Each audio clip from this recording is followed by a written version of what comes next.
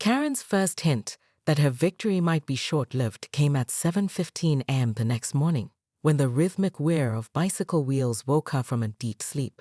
She stumbled to her bedroom window and froze. 23 bikes were slowly cruising past her house in perfect formation, their riders ranging from toddlers in training wheels to Mrs. Patterson's 90-year-old husband, who was pedaling a vintage Schwinn with streamers hanging from the handlebars.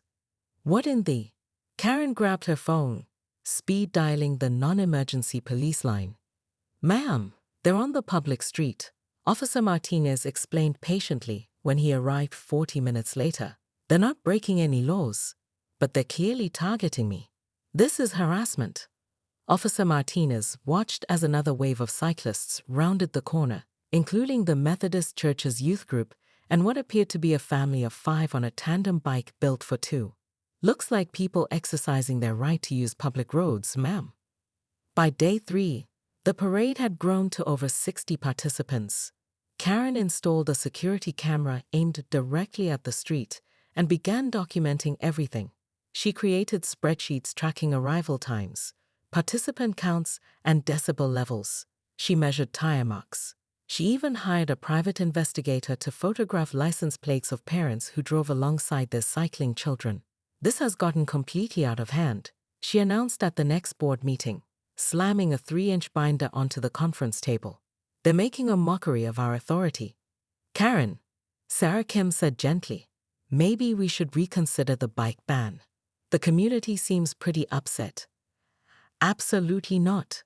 We don't negotiate with terrorists." Tom Rodriguez raised an eyebrow. "Terrorists? Karen, it's kids on bikes.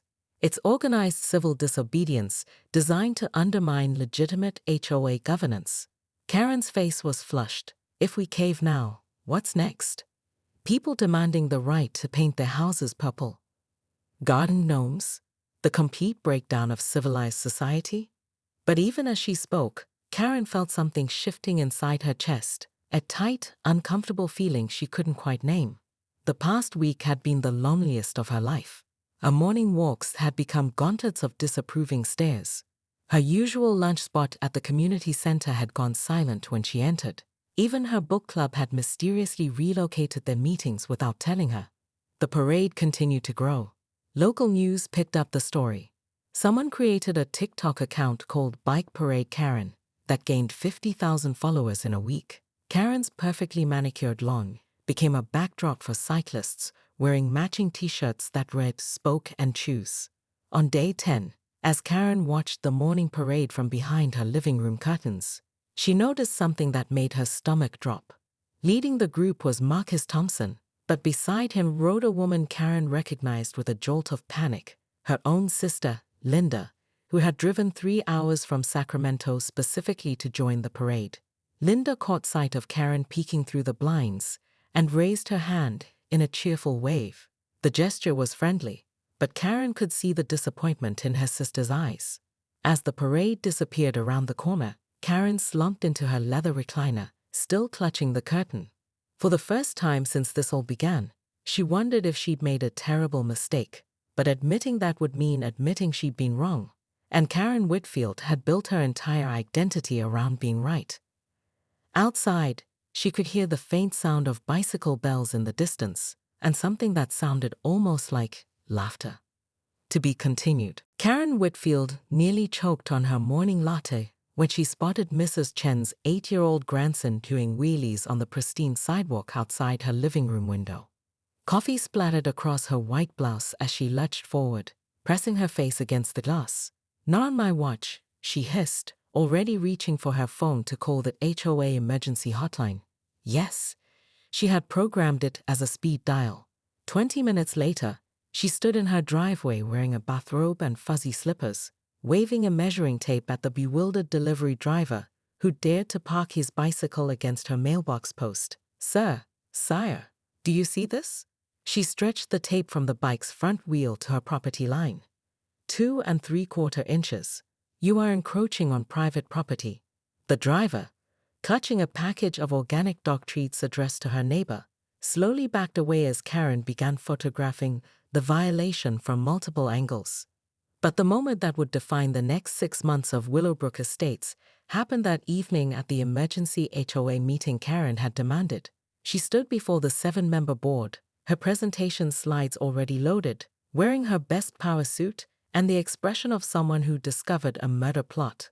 Fellow homeowners, she began, clicking to a photo of tire marks on the community sidewalk.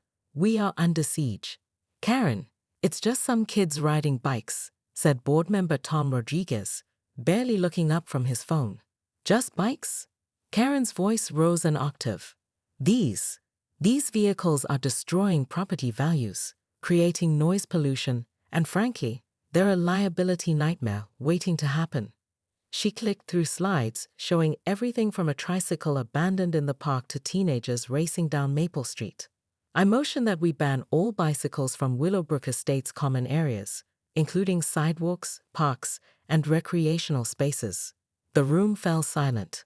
Even Tom looked up. You can't be serious, whispered board member Sarah Kim. Deadly serious. Karen's eyes gleamed, and as HOA treasurer, I've already researched the legal precedent. We have every right to regulate recreational vehicles for the safety and aesthetic preservation of our community. The vote was closer than anyone expected, 4-3 in favor of the ban. Within hours, notices appeared on every door.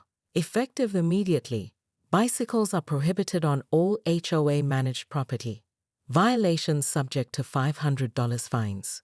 Karen went to bed that night feeling victorious, completely unaware that 12-year-old Marcus Thompson was already creating a group chat called Operation Spoke Rebellion.